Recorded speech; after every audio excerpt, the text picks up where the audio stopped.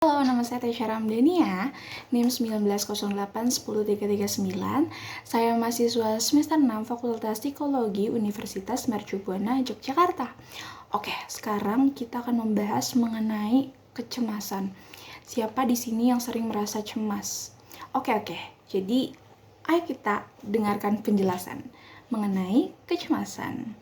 Jadi, setiap hari manusia dihadapkan pada berbagai situasi ataupun kejadian yang dapat memicu munculnya kecemasan.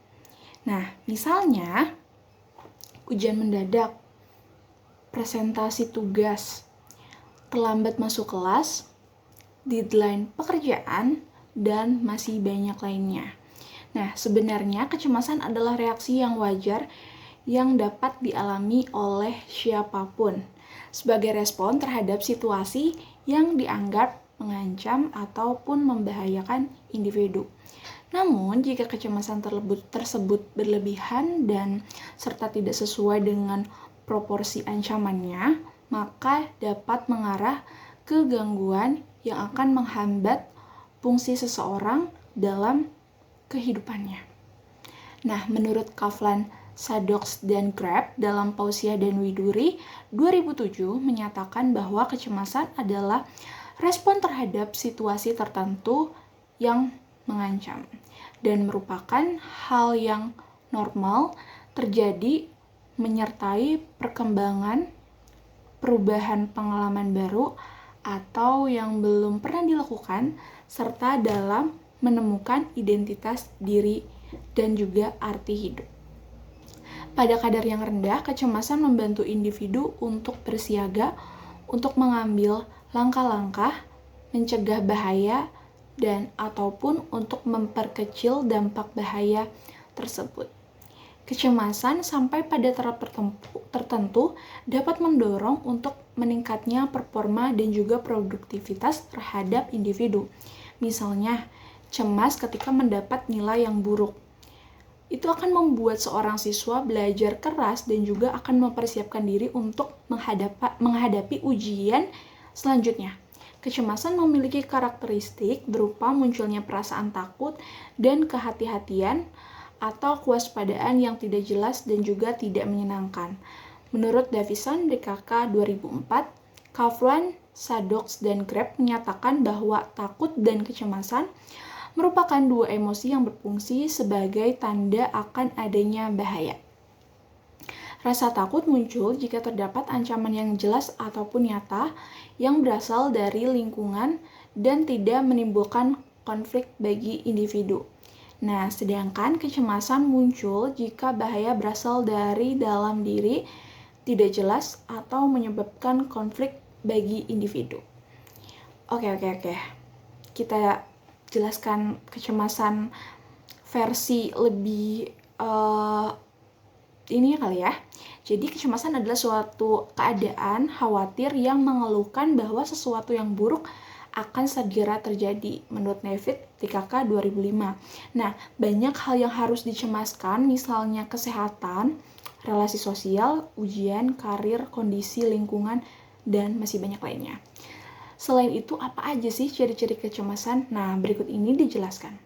Ciri-ciri kecemasan menurut Nevitt 2005, ciri-ciri fisik kecemasan. Yang pertama, ada kegelisahan kegugupan, tangan atau anggota tubuh yang bergetar, banyak berkeringat, telapak tangan yang berkeringat, pening, mulut atau kerongkongan terasa kering, sulit untuk berbicara, sulit untuk bernapas pendek, jantung berdebar keras atau berdetak kencang. Nah, penanganan biologisnya itu diberikan obat-obatan anti panik. Nah, beberapa obat-obatan tersebut menunjukkan bahwa keberhasilan sebagai penanganan biologi bagi penderita gangguan panik. Nah, obat-obatan tersebut mencakup antidepresan dan juga untuk penanganan psikologisnya. Nah, penanganan biologis dengan pemberian pemaparan pada terapi dapat berguna dalam gangguan panik dengan agorafobia. Nah, beberapa studi juga menemukan bahwa efek pemaparan meningkat saat pasien didorong untuk rileks, namun tidak adanya manfaat tambahan dari relaksasi. Nah, penanganan psikologis terhadap gangguan panik telah berubah seiring dengan berjalannya waktu. Nah, menurut Barlow dan juga rekan-rekannya mengembangkan terapi pengendalian kepanikan atau PCT, Panic Control Therapy, yang memiliki 3 komponen. Nah, yang pertama yaitu training relaksasi, kombinasi intervensi behavioral, kognitif dan Ellis dan Beck.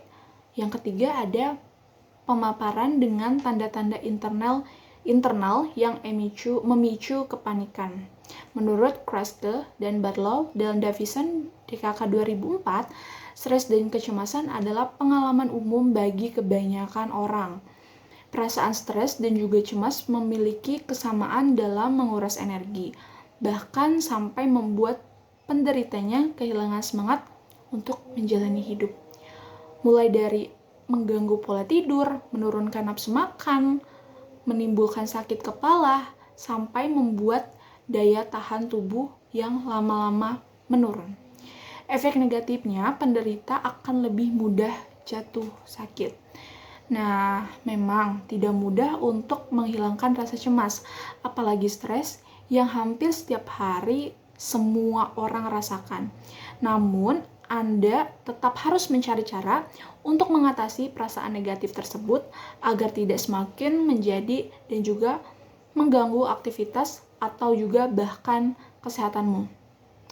Ada banyak cara mudah juga untuk mengatasi rasa stres dan cemas.